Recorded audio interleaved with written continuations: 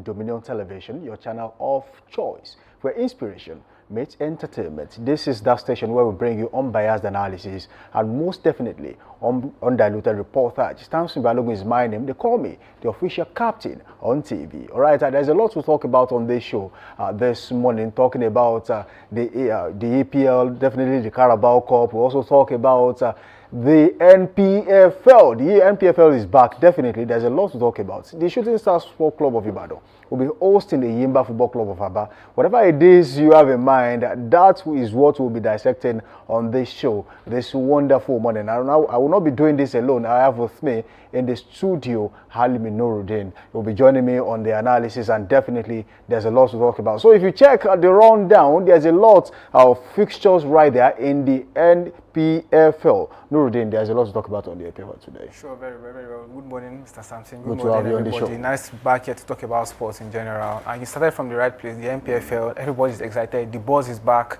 Over 3 weeks of non-active football in the NPFL. They've done transfers in the markets. Their manager dominoes all around. Yeah. And now the game is back. And the big one is happening today at the Lagos Salami Stadium. All right, so what a way to start the season. Of course, to start the second stanza of the season. And there are a lot of fixtures here. If you can have the image right there, Barao FC will be hosting Niger Tornadoes, Academy Warriors against Bayelsa United. You have 3SC against Yimba Football Club of Aba. And Remo Stars will be hosting the Ikorodu City. That's a Southwest derby right there. Abia Warriors against Plateau United. Rangers International against Rivers United. Kwara United against Bendel Insurance. Nasarawa United against Kano Pillars. Wiki Tourists against Wari Wolves. And tomorrow, Katsina United will be playing against Kun Khalifat. Okay, let's talk about this. There are a lot of games to be talked about today, but then let's start with the Southwest Derby, and that's Remo Stars against Ikorodu City. Remo Stars are back home, where they call home, yes, right? The pitch is ready, and they'll be playing there for the first time against Ikorodu City. What is it going to look like for Remo Stars, judging by the fact that they have had a lackluster performance, and since the season started, there has been a level of inconsistency. The coach of the team is not really around. Daniel Ogumore has not really been around. He's been with the national team, and of course they are doing really well at AFCON. Will he be able to transfer that spirit down to Ikene today? That has not been translated in their performances this season, and I think that's one of the problems they have. The absence of Daniel Ogumode has really hampered this team in the defense of their title, because last season they won the title, and this year they've not been able to put up the right performances to retain the title, and it's not looking very well for them, even to get a continental ticket. They performed woefully at the continent when they went against the Mamelodi Sundowns. They lost woefully at Abeokuta when they were borrowing the stadium for the national stadium at Abeokuta. Now, like you said, they are back at their home turf, renewed pitch, new infrastructure, proper stand. And the fans will be there. The fans are going to be there, right there in Ikene, to cheer them up against Ikorodu City, and that's very, very good for them. It's going to be a good boost, and what a game to start new life at the on the new turf. So I expect to see explosive football. We know what both sides are capable of. Right. Ikorodu City just lost their manager to Shooting Stars. I was about to talk about Ali Kande, who yes, just joined Shooting Stars. How much of an impact will that have on Ikorodu City as a team? That's going to demoralize them, because the whole backroom staff, bar Ali Kande, were snatched by Shooting Stars in the off-season in the summer, and now he was the only one that stayed back. He was the only one that stayed back, and now in the winter transfer window, they've been able to snatch the back his load and join his former backroom staff mate. So I think that's going to affect Ikorodu City, but over the run of the games, we'll see how that has impacted them. The manager they just appointed as interim is going to take them to the end of the season, so I think he's going to be able to steady the ship, because it's definitely part of the backroom staff for Ali Kande. So he knows one or two things Ali has done very well, but they are going away. Remo Stars need the win. They need to show the face to their fans. City fighting to win the title. I want to ask you this question: why did Ali Kande leave that team when he was a little bit close to winning the title? If he had stayed till the end of the season, who knows? We don't know what happened in the background, and there were rumors actually that he was supposed to join the Shooting Stars team earlier with them in the summer. Maybe contract details and all stalled that move, but now they've gotten their man. And for Ali Kande, I don't understand the rationale behind that. The performances of the team was not bad, both away and their home and away fixtures. They played very well. They lost, I think, about just 4 games, and they put us some draw. They even snatched 1 point at Lagos Salami Stadium when they visited this. So I don't understand the rationale behind him jumping ship midway into the season when your team is performing well. But who knows? Leaving as head coach to become an assistant coach. He was an assistant coach for Nuri Naweru before he became the head coach at Ikorodu City FC. So we don't know the rationale behind that, like I said, but let's see what's going to happen. Some say it's because of the fat paycheck. It could be. Everybody's working for money. That's why you go to work every day, and that's why you're here talking sports. Generally, everybody wants to make money. So lastly on that, is it Shooting Stars gain by getting Ali Kandil? Very, very good addition for them in the backroom staff. Like, he's going to bring in expertise, and it was evident last season with Ikorodu City. He had some influence, and if you watch them in away games, because I saw them in 1 or 2 away games last season, it was always with a device analyzing the opponent's fixture, and that was one standout thing that actually helped Ikorodu City last season. So he helped them analyze their opponents. In the halftime, you see him talking to the manager and giving him insight on what he's seen on the pitch and what they can do better. So that's very good for 3SC. They've injected technicality into their team, and they should be able to challenge for probably the continental ticket for their second half of the season. All right, away from there, let's now talk about Shooting Star Sports Club of Ibadan, and they will be hosting the Yimba Football Club of Aba today. And that's going to be a very hard nut to crack for Shooting Stars. Yes, they have another assistant coach in Ali Kandil. Is going to bring his technicality into play. And Coach Nuruddin Aweru, as a coach, has not done too badly since he came on board, judging by the fact that he got the job on a very short notice. I think 1 month, and they had to recruit players. I think they had probably just 2 preceding games to prepare the team for this, and they met about 15 players on board, so that was very difficult for him, but he's able to galvanize the side, bring in new players, lay off some, and just get the results done on the pitch of play. So, what are you expecting? They lost the first leg. Yes, they lost 3. That was the last game of the first half of the season. So they lost the game. We spoke about it last week, I think. Right. So now going into this game is a very big one for them. They are perennial rivals. We know what has been good. We know the history of both clubs. We know how intense the rivalry is. They don't score too much goals between them, but some fixtures they score goals like that. But judging by what happened in the last game of the first half of the season, Shooting Stars will be out to get their league back, because this is like one of the biggest games. This is the game everybody looks forward to. We see people from all walks of life that are perennial supporters of Enyimba FC come to the stadium to fill up and cheer up the away side, and we know Shooting Stars fans. We know the way they come to the stands just to cheer the Oluyole Warriors to victory. So coming to the game today, Shooting Stars know what they have to do. They've added Lucky Giang into the team. That will bring like an added advantage into the attack for them. And like you mentioned, Ali Kandil is back with Nuruddin Aweru. They cooked very well when they were at Ikorodu City. So going into this game, we should expect fireworks from them. So we should wait and see how delicious this one will be. Very, very, for Shooting Stars fans. Yes. All right, shortly before we go, let's talk about these 2 fixtures. Okay, Bendel Insurance, before at the end of the first stanza, they were able to build a little bit of momentum, and do you think they can carry that on into the second stanza? And also Kano Pillars, they've been struggling. Is Kano Pillars going to escape relegation this season? That's a very big question, because they got point deductions for fans infringement in the first of the season when some teams visited them, and they Shooting Stars, and the fans were unruly. That hampered the team, and the performances on the pitch too has not been very, very good.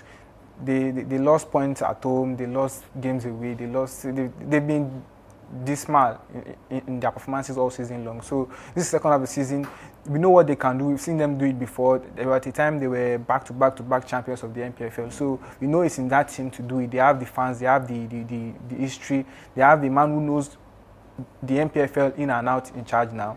And talking about their backroom staff and their board, Ahmed Musa is leading the charge there. He knows what to do. He knows where to chip in and help the players get the right motivation to get the victory, and let's see what will happen. But based on their performances in the first half of the season, they have a very big task ahead of them. They need to hit the ground running as soon as possible with this second half so that they can escape relegation.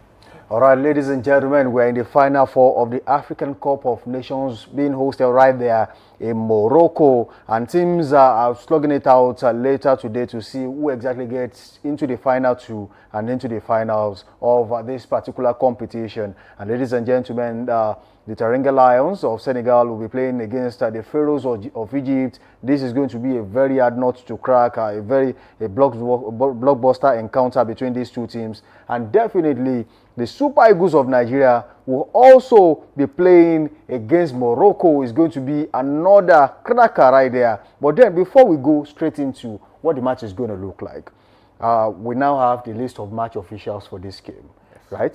The Super Eagles of Nigeria, do they really need to worry about the list of referees we have here? We have Daniel Ni Ayileria, who is from Ghana and is from of course, West Africa. And also you have Tusi Sivela, who is also from South Africa.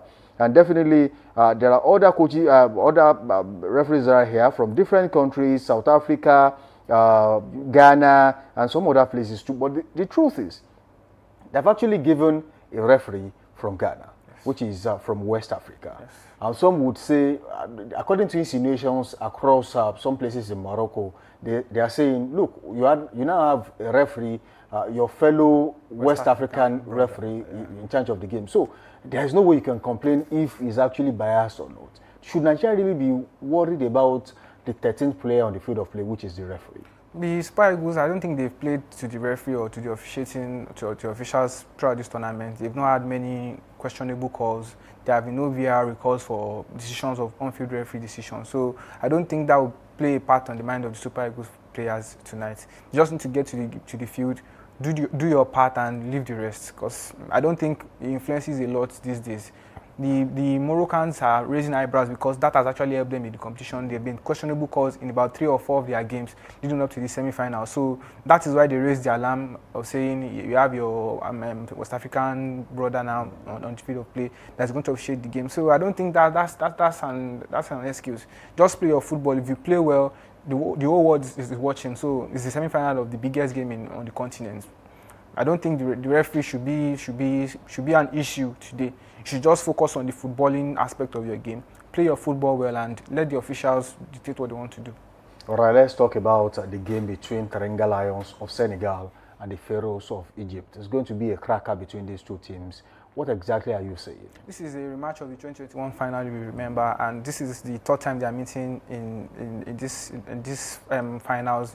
I think in the last 4 competitions, last 4 AFCON finals, and the last 2 have been won by Senegal. The most recent one, like I said, was the 2021 final between them. They went through the penalties, and Senegal triumphed, and they met in the World Cup qualifiers again, I think, for the last World Cup, and Senegal triumphed that one as well. So that would be like a turning point for Egypt now. This is Salah's probably last tournament for the Egyptian national team, and I think they want to add to their tally of 7 AFCON titles by getting one over Senegal today and booking their place in the final. So it's going to be a very tough game. The Egyptians, they look very shaky at the back. They've shipped in a lot of goals. They've not been able to keep it short at the back. That would be a problem for them because Senegal, they are on fire. In front, they have Nicolas Jackson, they have Sadio Mane. In the midfield, they have the Gueye twins or the Gueye brothers, if I put it that way. Idris Gueye and Papi Gueye, they have both of them manning the midfield for them. And for the defense, they have what's his name, their captain, Kalidou Koulibaly.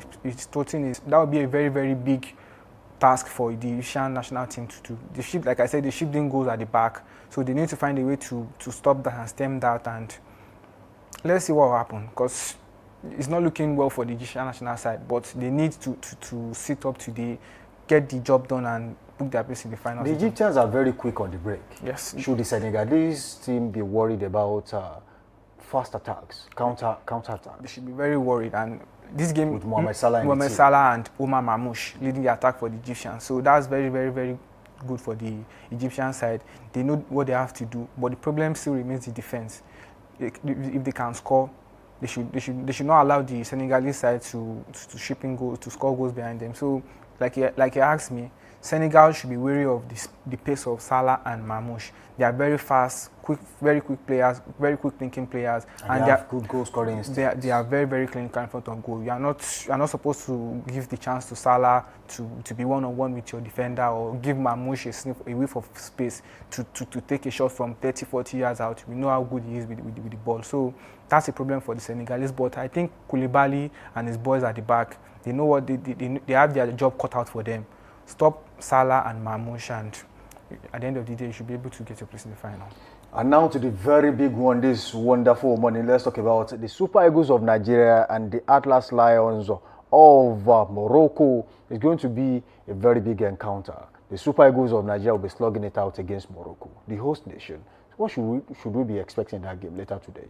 You should be expecting fireworks. The Super Eagles are the only unbeaten side in the competition. They've won their last four in the competition right now. They've won the 5 games they've played, leading to this point. They scored 14 goals, shipped in just 4. That's very good for them, and they're the team to beat right now. If you want to be in the final, Morocco, you have to beat the Super Eagles of Nigeria, and it's not going to be an easy task for them, because the Super Eagles look compact in defense. They were shaky in the group stages in the first 2 matches. Defensively in the first 3 against games. Against Tunisia, against Uganda. But they've been able to stem that in the last 3 games.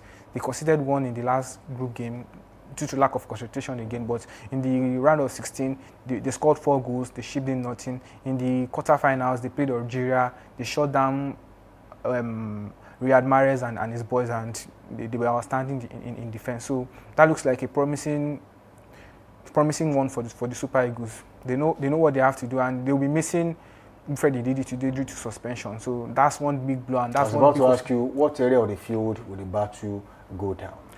I think it's going to be in the midfield. Who controls the midfield? It's going controls the game. How much of an influence does Ndidi have in that team?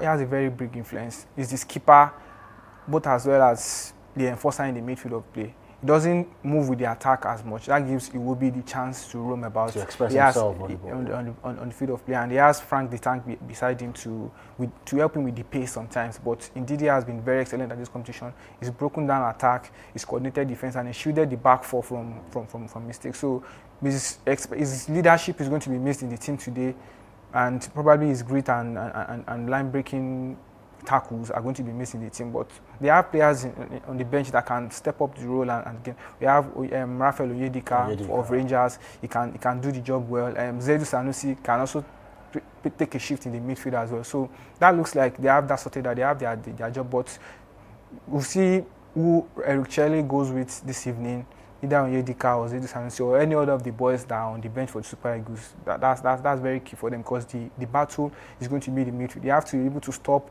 the creativity of the Moroccans, because it lies with them pushing Nus Mazarawi and Achraf Hakimi. So you need to be able on the flanks. So you need to be able to stop those to repel them from getting, and you should be able to respond very well and drop your own creativity from Iwobi. You just mentioned Mazarawi and Achraf Hakimi in that team. But then that takes us to what role Bruno Yamachi and Bright Osai Samuel plays in that team as we speak. They've been instrumental in how the Super Eagles of Nigeria got to this very stage of the competition. Bruno even had an assist in the last game against for Victor Osimhen, and that was a pinpoint cross, that really did not need too much effort.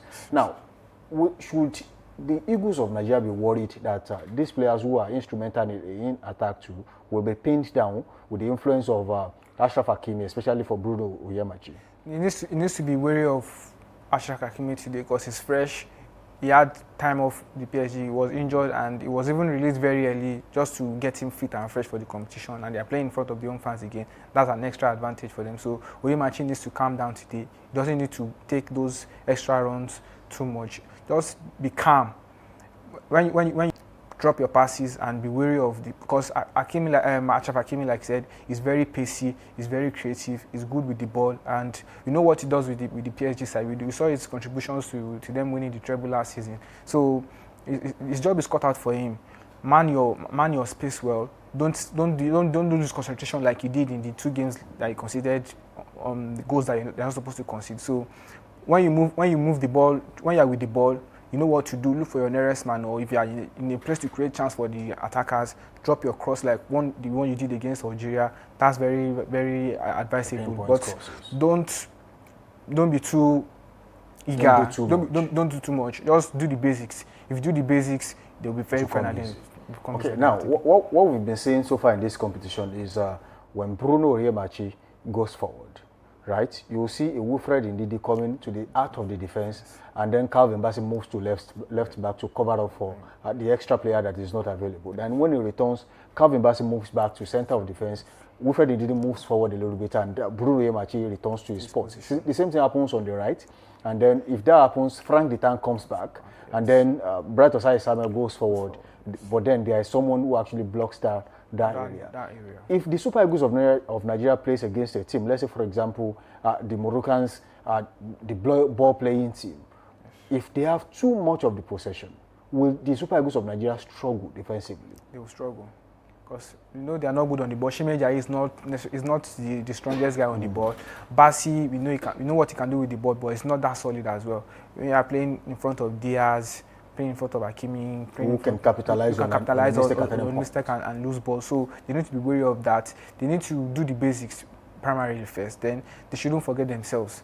No more. You know the state of your goalkeeper. You know if he faces shots on target, there are 60-70% chance the ball is going to end up back of your net. So you don't need to lose the ball in dangerous areas. You have sharp, like I mentioned, Brahim Diaz is also wanting for the Golden Boot in the AFCON competition. So they know what they have to do. Don't lose the ball in front of him, or don't play loose passes around him.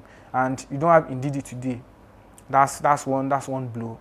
You need to, whoever comes in place for him needs to understand that dynamic of one player leaving and one player covering for the other person, so there won't be gaps and all in the defense. Going into this very game today, who assumes the responsibility of the leader in that midfield? In that midfield, I think that is on Frank Onyeka, because Iwobi was supposed to take that role, but he runs from the leadership. He shies away from the leadership role, and that's very cool. He just does his thing on the field of play because of the picture and also I think that lies on Frank Onyeka today. He's the tank. He's seen what he can do. He's also a senior member of the national team right now, judging by hierarchy and time they spent with the national team. So that's aside the question. Your prediction for the game between the Teranga Lions of Senegal and Pharaohs of Egypt? 3-2. 3-2. Who's winning? Senegal. Senegal is winning. Okay, the Super Eagles of Nigeria. Even though I don't want that to happen, I prefer if the Super Eagles win, I prefer to play against Egypt in the final. Okay, so the Super Eagles against the Atlas Lions of Morocco. 3-1. 3-1. That's the score the last goal. We'll come back to discuss this, and of course I will remind you of your prediction when we come back here later tomorrow. All right, let's talk about the Carabao Cup. A lot of games were played, and definitely the man of the moment for Manchester City, talking about Antoine Semenyo, is on the score sheet again. He did what he knows how to do best yesterday. All right, what's your take? Is Semenyo the player Manchester City has been looking for, the missing piece? Guardiola tried towards the end of last season. He made it clear that some notable players in the team will be leaving, and that was why you saw some high-profile players leaving that team.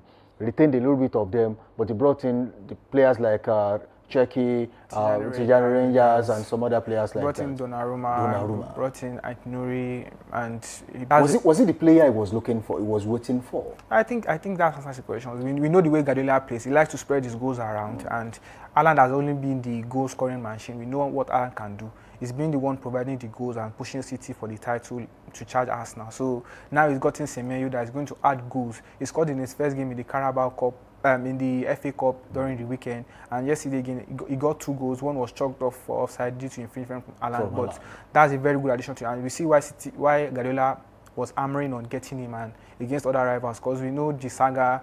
Chelsea wanted him, United wanted him, Liverpool wanted him, everybody was calling, but Guardiola said he chose Manchester City, and Guardiola said, "You are welcome to my team," and he's giving him the freedom to score goals. We know Semenyo is direct. That's one thing Guardiola has missed in his team. There was a time Guardiola had Silva, he had Sterling, had Toure. Yaya Toure was something like this. Yes, when he was there. He was always going to take the ball, run past about 3-4 players, and then before he releases the pass, set pieces is there for the team. in goal scoring position is going to create a chance for them. So that is like a similar mode in Semenyo now. Semenyo is very direct. He plays very, very close to the flank, and when he comes in, he's looking for a chance to whip the ball into the cross or release the ball into the back of the net. And you see, he has the eye for goal. 7 out of 8 times, if Semenyo is hitting the ball on the target, and yesterday he proved that again. A very strong opposition. Even though Newcastle had the better chances in the first half, Wissa he hits the goalkeeper saved the ball from Wissa. In the early part of the second half, he had another chance. Trafford took the ball, made the save, a very good save to deny Wissa, and City grew into the game. And towards the end, Semenyo got the first one. Shows why Guardiola wanted him. Very direct. He went to the box, swept in the ball, and ball was back of the net. The second one was from the set piece. He was there at the right place at the right time, challenged the ball and put the ball back on. It was even a back heel. That was to show how ridiculous he is in front of goal. He knows where the post is. He doesn't need to even look at the goalkeeper or say, okay, this is what I want to do. He knows what he wants to do, and that's going to help City settle down. He scored the second goal yesterday for them to end the game 2-0, but he has not settled down very well into the English game. Tijani Reynolds, he scores in a game, goes up for 2 or 3 games, and if you want to play well in the Premier League, you maintain a level of consistency. And the signings Arsenal on Premier League proven players. Yes, they are bringing in additional stars from other leagues in the world, but they need players that have touted their job in the EPL. They've known the game, they know the pace, they know what they have to do, they know the physical structure of the game, and hit the ground running as soon as possible. A very good addition to the City, and it's going to help them in their title charge against Arsenal. All right, let's talk about fixtures of the semi-final of the Carabao Cup. You have Newcastle United against Manchester City. That one ended on a sorry note for Newcastle United. A very big one this night. That's Chelsea against Arsenal. And on Tuesday, the second leg will be coming up, and that will be Arsenal against Chelsea again. Manchester City will reverse fixture against Newcastle United. Very quickly, just before we go, your thoughts on what will happen between Chelsea and Arsenal? It's going to be a very feisty game. Arsenal are still in place for 3 competitions. This is to win the treble. They are still they are top of the Premier League table, leading with 6 points. They are top of the UEFA Champions League group stage. They won the first round of the competition, and they'll be waiting for the completion of the second half of games to know who they are going to play